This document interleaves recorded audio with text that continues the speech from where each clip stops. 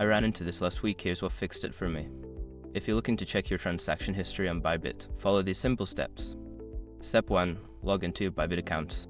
Open your web browser or the Bybit app and enter your login credentials to access your account. Step 2. Navigate to the Assets section. Once logged in, find the Assets tab on the main dashboard. This is where you can manage your funds and view transaction details. Step 3. Select Transaction History. In the Assets section, look for the Transaction History option. Click on it to view all your past transactions.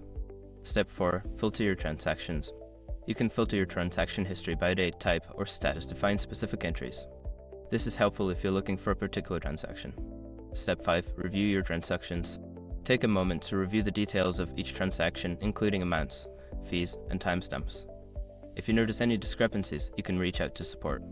If you follow these steps, you should have no trouble accessing your transaction history on Bybit. Happy trading!